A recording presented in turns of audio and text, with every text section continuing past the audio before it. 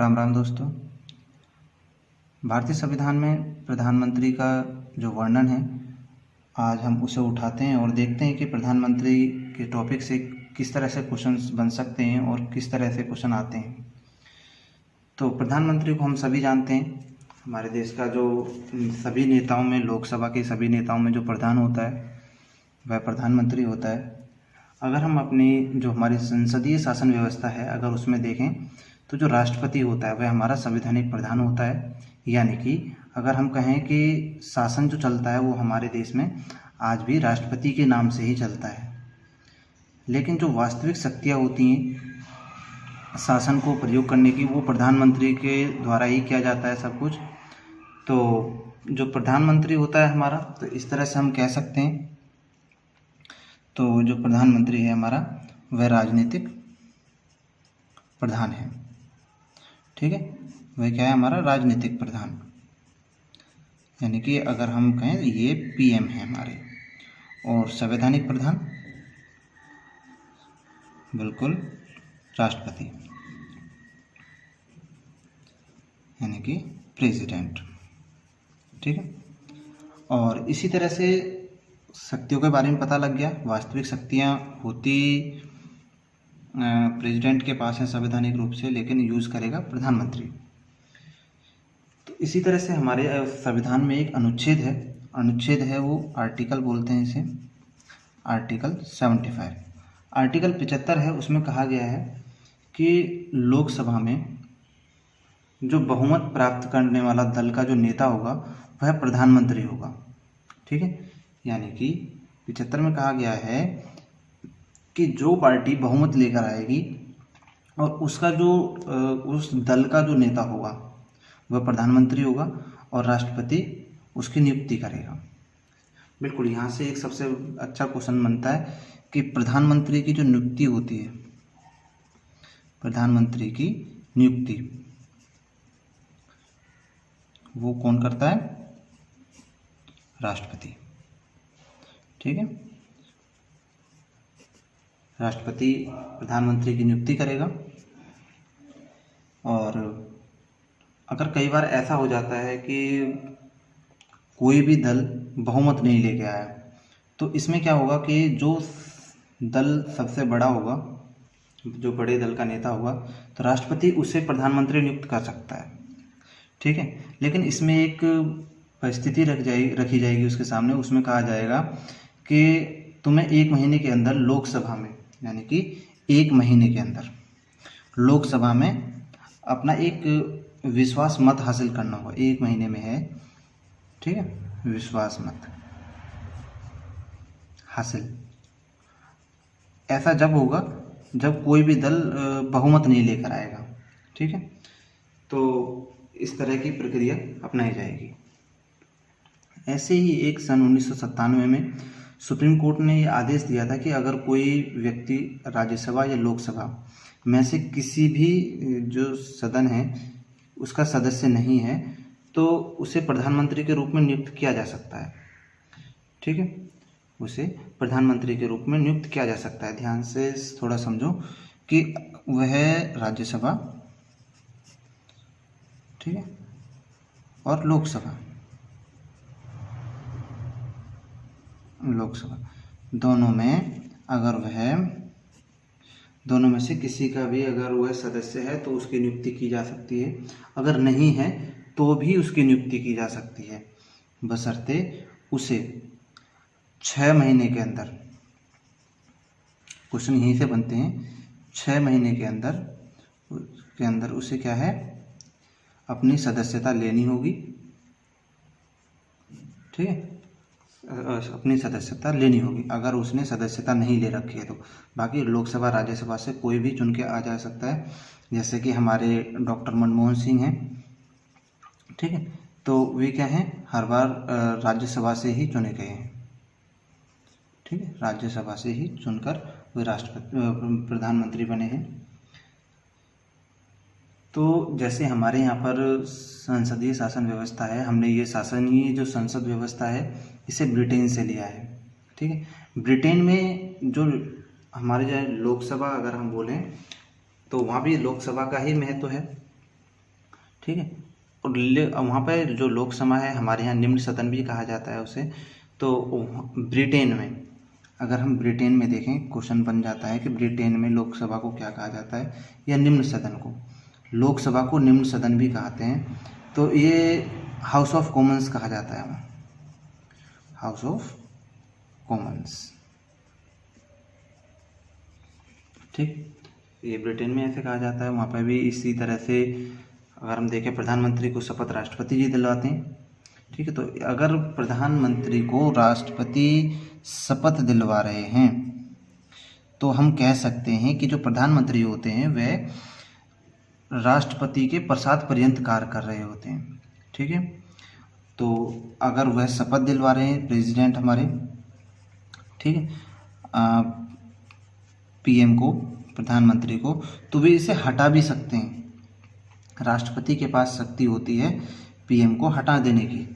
ठीक है, और बिल्कुल हटा सकते हैं। प्रधानमंत्री लोकसभा में अपना अगर बहुमत खो दे, ठीक है, अगर ऐसा हो जाए कि अगर पीएम अपनी जो लोकसभा है उसमें अगर उसने अपना बहुमत खो दिया, ठीक है, अगर उसके पास बहुमत नहीं रहा तो भी जो लोकसभा विघटित हो जाएगी, उससे पद से हटा दिया जाएगा। ठीक है, और इसका जो हमारे प्रधानमंत्री होते हैं उनका जो कार्यकाल होता है 5 ईयर्स का होता है। 5 ईयर्स का होता है, यानी कि पीएम का जो पीरियड होता है, यानी कि लोकसभा का भी सेम है, क्योंकि लोकसभा का ही प्रधान को, नेताओं के प्रधान को प्रधानमंत्री कहा गया है। अगर प्रधानमंत्री चाहे तो 5 वर्ष से पहले भी अपने जो पद है उससे त्यागपत्र दे सकता है, लेकिन ऐसी स्थिति में अगर ऐसा होता है तो पूरी मंत्रिपरिषद बर्खास्त हो जाएगी। ठीक है, अगर प्रधानमंत्री ने अगर अपना इस्तीफा दे दिया तो लोकसभा ही भंग हो जाएगी फिर तो। इसी तरह से अगर हम देखें, लोकसभा भंग करने से बचाते हैं। अगर हम देखें प्रधानमंत्री, तो प्रधानमंत्री को और क्या कहा जा सकता है? प्रधानमंत्री को हम एक और नाम से जानते हैं लोकसभा में, बराबर वालों में पहला। ठीक है, बराबर वालों में पहला, इसे हम प्रधानमंत्री कहते हैं। बराबर वालों में जो पहला होगा उसे प्रधानमंत्री कहते हैं। प्रधानमंत्री होता है जो अन्य मंत्रियों की नियुक्ति में और मंत्रिपरिषद के गठन में, जो हमारा पीएम है, अगर वह मंत्रिपरिषद की गठन कर रहा है या नियुक्ति कर रहा है मंत्रियों की, ठीक, तो उसमें क्या है, वो सलाह लेगा। किससे भला सलाह लेता है? किससे सलाह लेगा? बिल्कुल राष्ट्रपति से, राष्ट्रपति से सलाह लेगा। और जो प्रधानमंत्री होता है हमारा, पीएम होता है, वो जो हमारी मंत्रिपरिषद होती है उसका अध्यक्ष होता है, अध्यक्षता करता है उसकी, ठीक है, अध्यक्षता करता है, और यानी कि लोकसभा का नेता हो गया। अगर लोकसभा विघटित होनी है तो उसकी खबर राष्ट्रपति को दी जाती है, बिल्कुल। और अगर हम देखें अपने प्रधानमंत्री जी को, तो जो प्रधानमंत्री होते हैं हमारे, यानी कि पीएम होते हैं, जो वे जो नीति आयोग है, इस समय नीति आयोग है, पहले योजना आयोग था, अब नीति आयोग है, तो उसका बिल्कुल अध्यक्ष, नीति आयोग का अध्यक्ष होता है। और यानी कि देश का सबसे बड़ा नीति निर्माता कौन हो गया? पीएम, प्रधानमंत्री।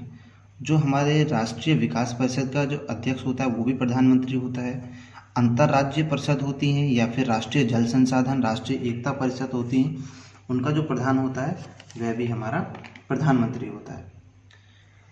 तो इस तरह से हम अगर कहें तो प्रधानमंत्री को, पीएम को हम अंतिम नीति निर्माता कह सकते हैं,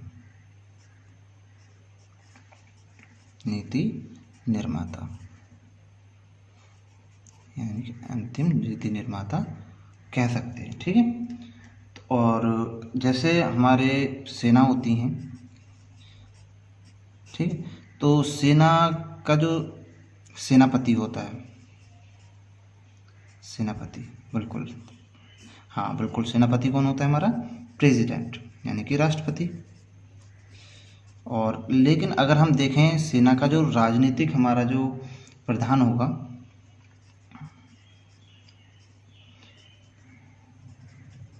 राजनीतिक जो प्रधान है हमारा सेना का, वह कौन होगा? हमारा प्रधानमंत्री। बिल्कुल। और ठीक है, तो प्रधानमंत्री के बारे में अगर हम ऊपर से पढ़ें तो इतना ही आता है।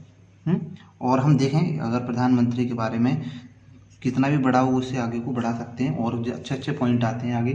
जैसे अगर हम ऐसा देखें कि कुछ ऐसे पीएम रहे हैं हमारे जो सीएम भी रहे हैं, ठीक है, कुछ ऐसे पीएम भी हैं जो सीएम भी रहे हैं उससे पहले।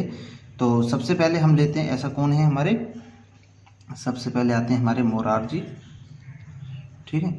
मोरारजी देसाई को अगर हम पढ़ते हैं, अगर हम इतिहास पढ़ते हैं या पॉलिटी पढ़ते हैं तो इसमें इनका बहुत महत्व है। पहले गैर कांग्रेसी प्रधानमंत्री या कोई भी दल का जो इनका अपना क्षेत्र था, तो ये मुंबई प्रांत से आए थे, मुंबई प्रांत से निकल के आए थे और के वहाँ के सीएम रहे थे। उसके बाद ये पीएम बने थे, ठीक है। और दूसरे नंबर पर अगर हम देखें तो बिल्कुल हमारे उत्तर प्रदेश से चौधरी चरण सिंह जी,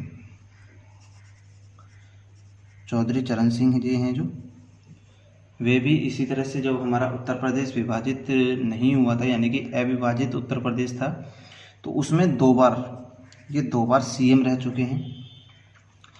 चौधरी चरण सिंह जी की एक और विशेषता है कि वे एक भी दिन संसद में उपस्थित नहीं हुए, यानी कि वे संसद के सदस्य तो थे लेकिन फिर भी उनका रिकॉर्ड है कि वे संसद में उपस्थित नहीं हुए। और जो हमारे चौधरी चरण सिंह हैं, इन्हें किसानों का मसीहा कहा जाता है और माना भी जाता है, ठीक है, किसानों का मसीहा, ठीक। और इसी तरह से और भी हमारे आए हैं। इस समय देखें हम अपने वर्तमान प्रधानमंत्री को, तो वर्तमान जो प्रधानमंत्री हैं हमारे नरेंद्र मोदी, वे गुजरात से सीएम रह चुके हैं, ठीक है।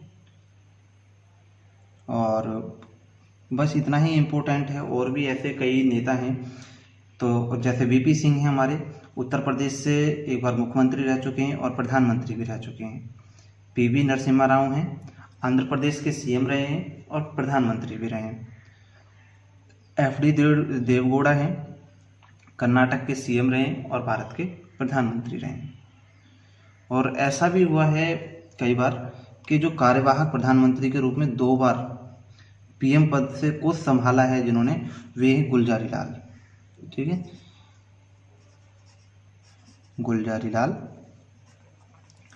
जिन्होंने 2 बार पद को संभाला है।